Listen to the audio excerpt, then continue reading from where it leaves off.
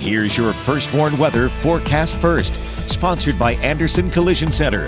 Visit driveanderson.com. Well, we continue to see some light snow and a few scattered flurries move across southern Wisconsin and northern Illinois here late this afternoon and evening. While accumulation's not going to be much, there has been enough to coat the ground and even cause some slick conditions, something that will continue on those roadways not only through the rest of this evening, but also going into tomorrow, even though the snow will be coming to an end. Now, our temperatures have been on the cooler side, especially when you factor in that southerly wind, but it did bring us out of the single digits and teens, and numbers here climbing through those 20s. As we go through the rest of this evening, look for those light snow showers to continue until roughly about 2-3 o'clock, maybe a few flurries early tomorrow just before sunrise. But we'll see a breezy northwest wind and then a warming trend going into next week. Just how warm it gets in the First Warn forecast a little later.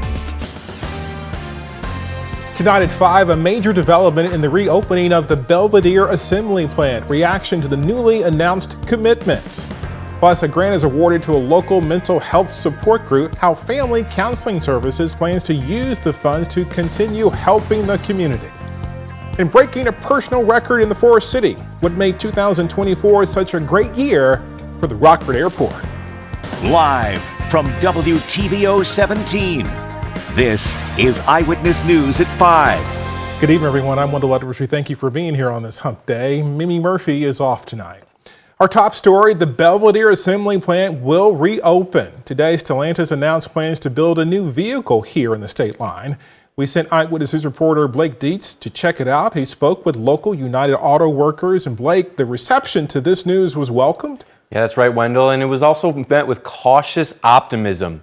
UAW Local 1268 President Matt Franson tells me while this is a step in the right direction and creates excitement about the future, there is still more work to be done. They're going to put the truck in Belvidere. Let's get moving. Stellantis promises once again to reopen the idled Belvidere assembly plant, confirming a new midsize pickup truck will be made starting in 2027, bringing back 1,500 union jobs. As far as economic prosperity for Belvidere, city of Belvidere, it's huge. It's everything. In 2023, the car company announced it would invest nearly $5 billion to restart the Belvidere plant. Then, news came out it may not happen. And now, new optimism. I'm excited, but we're back to square one again. You know, back in October of 23, the contract listed out 3 items that we were getting. Now we've got the agreement that we're getting a truck. That was the original deal. Last November, local union workers voted to authorize a strike against Stellantis, alleging the automaker had failed to honor those original commitments. UAW 1268 President Matt Franson believes that strike, along with the resignation of Stellantis CEO Carlos Tavares, helped move discussions in the right direction. It's sparked that conversation. You know, before the company, the international union, us down here, there was no discussion, there was no communication. Now they're having that communication and things are starting to get done. However, as Franson points out, commitments are just words until real action is seen. We've been here before, and until we see things moving, you know, I don't think anybody's going to be at ease. You know, we don't truly become at ease until we're back in that plant, or we've got more people in that plant than we got out. You know, starting to get ready for launch and pilots and stuff like that. So right now, you know, we'll wait and see what details come out. Now, Stellantis' original plans also included a parts distribution hub and an electric vehicle battery plant here in Belvidere. But Franson says they haven't been given any information about those just yet. Wendell. Okay, thank you very much, Blake. In Tennessee, they are looking for a motive after a girl is dead and another injured after a student opened fire in a Nashville high school. Police say the 17-year-old boy entered the Antioch High School cafeteria armed with a pistol around 11 this morning. He reportedly fired multiple shots before turning the gun and killing himself. The female student was shot and killed, another grazed by a bullet. Police say the shooter killed himself by the time the school's 2 resource officers arrived. A South Beloit man has been sentenced for a shooting that left a 10-year-old boy dead. 31-year-old Jose Sandoval Tenario was convicted of endangering the life or health of a child, resulting in death. He will spend 8 years in prison. In September of 2023, Sandoval and his wife left their 2 children home alone for several hours when his son suffered a deadly gunshot wound. The Winnebago County Sheriff's deputies ended up arresting him. Sandoval told police he kept pistols and ammo in an unlocked compartment in his bedroom. As part of his plea deal, all additional charges against him were dropped. Tonight, the Winnebago County Sheriff is back home after traveling to our nation's capital. 40 deputies from the Winnebago County Sheriff's Office joined him to help provide security for President Trump's inauguration. They were stationed at Union Station right across the street from the Capitol. This was the first time the Sheriff's Office was able to do an event like this, all because of a chance meeting 3 years ago. I was in a management school that somebody from Metro DC Police, from their command staff, and we just got talking. And at that time, the guy from Northport, Florida, who was a second in command there, he went last year. So we just got talking about it. And like, when the next election comes, do you guys want to participate as an agency? And it's like, yeah, we do. The whole trip was paid for by the Washington, D.C. and Metro Police. A local philanthropic group holds a check presentation earlier today as part of a donation to a grant recipient. The Community Foundation of Northern Illinois awarded Family Counseling Services of Northern Illinois a grant of more than $33,000. Funding for the award came from the Dr. Lewis and Violet Rubin Fund, or Rubin Fund. The money will go towards establishing what is called the Experimental Room, which will be a space to give therapy through art and role-playing techniques. Family Counseling Services says this therapy can help process difficult emotions some may be experiencing. Sometimes some very difficult emotions can come out here, anger, sadness, fear, and they can work through that through the experience of some of the things that they're doing through the art or through just the role play or drama or even the music. Music's been really helpful for some of our clients to express themselves. Family Counseling Services was founded in 1877. An international coffee chain is ready to warm up Rockford with its new downtown location. We're talking about Starbucks. It held a ribbon cutting for its newest shop in a renovated building at State and Main. These renovations were part of a multi-million-dollar project for that space. Employees hope this updated building and downtown location and new shop will bring in a different kind of clientele. The other ones in Rockford, most of the time they have the drive-through. So there's really not a lot of people on foot walking inside those stores. But for around here, like since we have all the office buildings and all the lawyers and the policemen, I definitely expect to see a lot of people coming in on foot. This is the 6th Starbucks to open in the Rockford area. The city bus system announcing a new student-friendly expansion up next. Find out who will be able to ride Metro buses now for free. And tonight at 6, an annual statewide competition returns. Meet some of the artists who brave the cold to show off their snowcraft. And temperatures made it back into the 20s, at least closer to where we should be here for mid to late January. But we've got some light snow that continues to come down. Biggest impacts have been on those roadways. How long the snow will continue coming up in the first warn forecast here a little later. You're watching Eyewitness News, your home team, with Mimi Murphy, Wendell Edwards, Scott Leber, and Chief Meteorologist Candace King. The Rockford Airport says last year was its busiest year on record. The Chicago Rockford International Airport announced its cargo and passenger numbers for 2024. The airport served more than 260,000 passengers last year. That's a 9% increase from 2023. And these numbers are the highest it has seen since the Rockford Airport began providing passenger service. Airport officials believe this is only the start of the airport's growth. 2024, that was a great year, but 2025 is setting up to be an even better year with, the re-announcement of Nashville and LA earlier this year. But then also the addition of the international service returning here, actually returning Friday with service to Cancun, Punta Cana, and the Dominican Republic.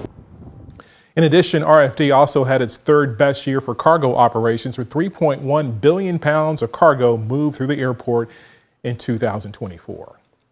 Rockford College students now have a free way to get to their classes. Not freeway, but at no cost. Starting February 1st, anyone enrolled in a local college here can ride on Rockford's bus system for no cost at all. Veterans and K-12 students can already ride for free. This is a continuation of these programs.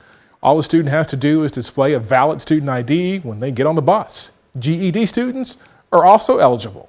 It's a two-part program, so it's not only for those students in those post-secondary education programs, but it's also for GED students participating in Rock Valley College, RPS, and Goodwill's programs. So we're partnering with those institutions as well, and we're going to be providing them special passes that those students will be able to obtain through their programs so they can ride free as well. The city will provide the Mass Transit District additional funding to make up for lost fares. For a list of eligible colleges and universities, you can visit this story on our website, mystateline.com. Temperatures here in the state line, they are a little higher, just a bit, but that brought some snow, which could continue into tonight.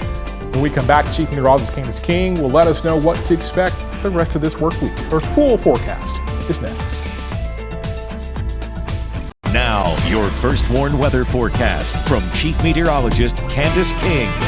Well, we traded in the sunshine the last couple of days and the really cold temperatures to more cloud cover, some light snow showers, and a little less in the way of the chill. But that has still kind of stuck around despite our temperatures climbing through the 20s thanks to that breezy southerly wind. Kept those wind chill factors in the teens. And the scattered snow showers, they do continue. Starting to see a little less in the way of the intensity from what we had just a couple hours ago. But the scattered light snow and flurries will continue through the rest of this evening as that dip in the jet stream remains across much of the country. Within that, we've got these little disturbances working through, which is why we've had the increase in the cloud cover and the light snow moving through. Now, most of us have picked up a few tenths of an inch of snow, all the way up to just under an inch and a half, but it's been enough to really cause some issues in some slick roadways. So that, along with reduced visibility, going to be our biggest concerns through the rest of this evening. The winds we had from earlier today, well, these sustained winds starting to come down, and we'll see a decrease in the overall wind speed through this evening. But once the cold front comes in, it will pick back up, shifting around to the northwest for tomorrow. 22 our temperature in Rockford, Freeport, 20 in Monroe. Monroe, you've got a wind chill right now of 8. 13 is what it feels like in Rockford, 19 currently in DeKalb, and a wind chill of 12 out in Freeport. Our weather watcher Terry down in Genoa had just a little over an inch of snowfall so far, a southwesterly wind at 13 miles per hour. Current temperature sits at 20 degrees. And you can see with the cold temperatures just how fast a lot of that snow was able to accumulate on some of the roadways, creating those slick conditions. We take a live look with our Mercial Skytrack camera out at the Poplar Grove Airport. So the snow will continue through this evening. We may pick up another half an inch or so at most from what comes through, and we'll see this come to an end shortly after midnight from west to east. So the snow will be ending, although tomorrow morning there may still be a couple of flurries around, but those slick roadways, even after some of that snow comes to an end, just with the colder temperatures, you may still end up with some of that into early tomorrow morning for that morning commute. So just kind of a heads up, just to maybe have to take it slow, especially on some of those secondary roads, back roads, county, country roads, things like that. So as we get through the midnight hour, notice we're starting to see some of the snow begin to taper off. A few flurries will linger going into tomorrow. I think we'll hang on to more cloud cover than what Futurecast is indicating, which will keep us close to 10 for tonight. Wind chills tomorrow morning will still sit about 5 to 10 degrees below zero, so it will still be cold. We'll see a gradual increase in some sunshine for the afternoon, but temperatures, they may sit under that 20-degree mark, so it will feel cold tomorrow. High pressure builds in tomorrow night. This will bring us back down into the low single digits for Friday. Cloud cover will be on the increase as our winds shift around to the southwest, out ahead of a warm front and then back ahead of a cold front that'll quickly come in on Saturday. While moisture is limited with this, we may see a light flurry or two going late Friday into Saturday, but outside of the rest of this evening, really any accumulating precipitation through the weekend looks to be on the lower end. So wind chills going into tomorrow, both tomorrow and Friday morning will still sit around 5 to 10 below. Temperatures tonight will settle right around 12 with the wind coming in from the northwest, shifting around to the southwest for tomorrow, 19 for northwest, I should say, for tomorrow afternoon, 22 on Friday. Then we're in the 30s and warming even further there, Wendell, going into next week. Candace, thank you. Scott's up next with sports. The Bears' new head coach has made a strong first impression. You'll hear from him and quarterback Caleb Williams. Now sports with sports director Scott Lever. We have seen this before over the years. The Bears introduce a new head coach with high hopes and visions of championships and wins over the Packers. And a couple of years later, it's repeat the process. Well, it felt a little different today at Hallis Hall when Ben Johnson was introduced as the 19th head coach of the Bears. He came across very knowledgeable, came across personable, not robotic, came across as a guy with a personality that's relatable, that'll rub off well with his players and assistant coaches. He also came across as a guy who will demand excellence and discipline from his players and coaches. Johnson says Chicago is where he wanted to be all along, and Caleb Williams is a big part of that. There's no doubt Caleb played a large component into my decision. He is a phenomenal talent that had, as many quarterbacks do, an up and down rookie year. This offense will be calibrated with him in mind. We're ripping this thing down to the studs, and we're going to build it up with him first and foremost, and then with the pieces around him next.